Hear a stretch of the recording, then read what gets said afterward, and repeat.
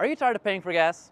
Probably, I mean, you're watching this video, which also tells me that you won't settle for the Nabisco Model 3 or Y, and I appreciate that. Now, I know it's a hard decision, but I'm gonna try to make it easier. Here we go.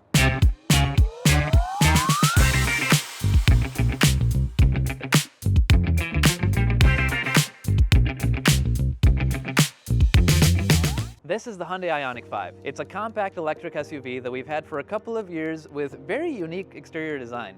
You've probably seen it on the road and nothing else like it. This is Hyundai's offering to get you and your family on the road affordably without spending money on gas. And this is the Kia EV6. We've had it for about half as long, and while it looks very different from the IONIQ 5, it's actually based on the same platform, so it's a very similar offering, and one of them might just be more your style. Talking looks, obviously very different design teams. The IONIQ 5 is giving you retro vibes, right? If you grew up playing Atari, that kind of thing. Very sharp angles, flat surfaces, pixels. It's a very retro digital motif. The EV6 also has a very distinct design with nothing else like it on the road.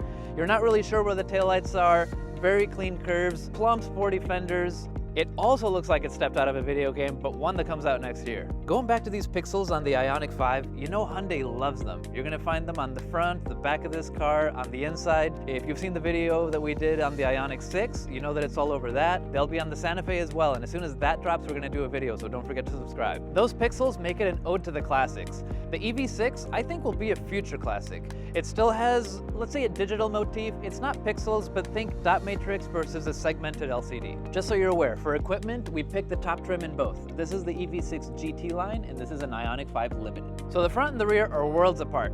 The sides are also different, but you start to see some similarities. The IONIQ 5 has really sharp geometry. The EV6 has a well-sculpted body with these plump fenders. The wheels are a different design, but very similar, so you know they're cousins. Same size, and the door handles are the same pop out when you get closed, flush when they're locked design. By the way, while we're here, I like that these open ergonomically along with the direction of the door, not the opposite like that one other brand. They both have LEDs all around, active grille shutters, parking sensors, a 360 camera, and radar for those advanced safety features.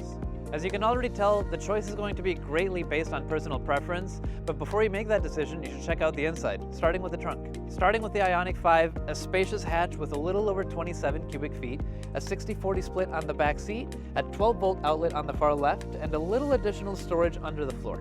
In EV6, you lose a little under 3 cubic feet of space due to this sportier, more slanted hatch. You still get a 60-40 split on the back seat, but what you do gain is these handles that let you adjust that from the back. You've still got that power outlet in the rear, and underneath you also get storage space, but it's a little bit more versatile than what you saw in the IONIQ 5. The backseat of the IONIQ 5 is very inviting. It's nice and spacious, you've got this breathable perforated leather, and a few little amenities. You've got USB ports for the back, a fold-down center armrest with cup holders, bottle holder in every door, seat back pockets on both sides, and these air vents are a little bit closer to your face rather than right in the center console. Lastly, this shape that I've only seen in like much bigger SUVs, definitely a plus. In the backseat of the EV6, you have a very similar layout with slight differences.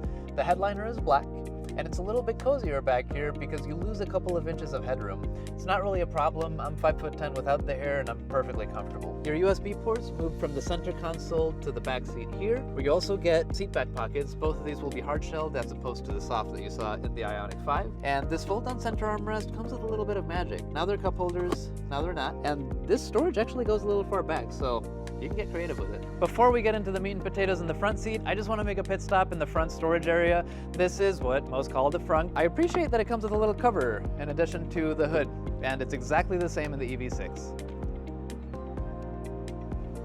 Oh, are we rolling? Sorry.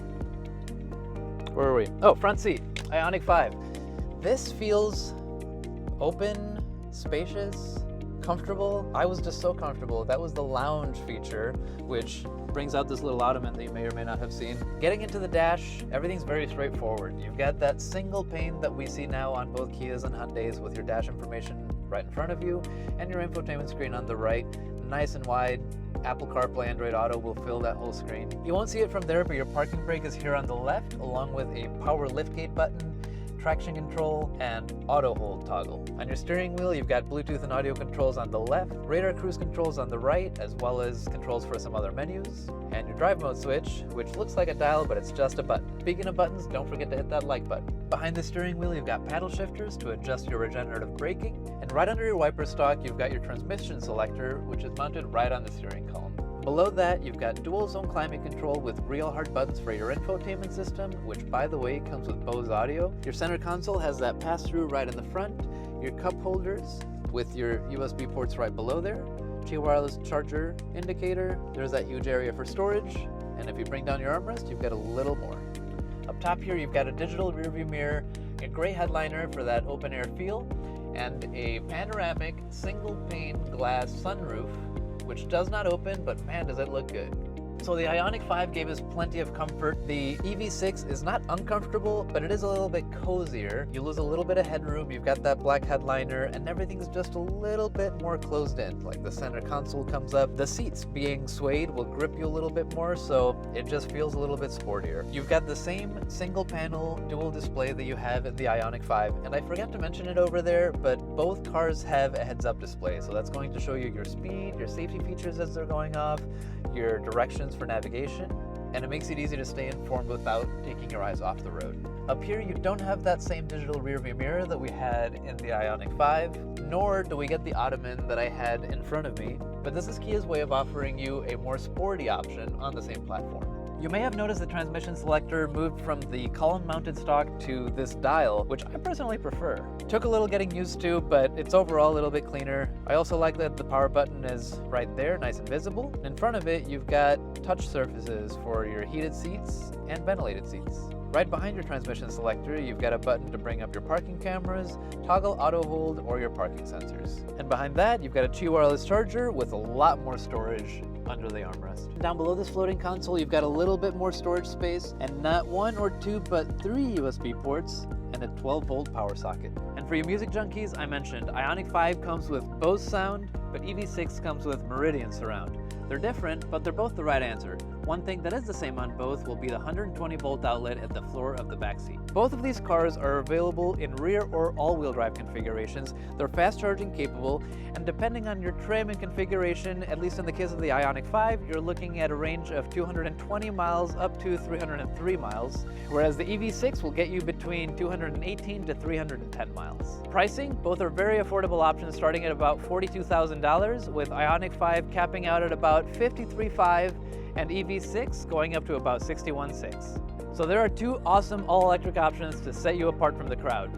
If I've helped your decision, you can make your way to Mission Viejo Kia for the EV6 or Tussin Hyundai for the IONIQ 5. Thank you to Patterson Autos as always for lending us these cars. Thank you for watching. I'm going to take this one because it's black. I'll see you next time.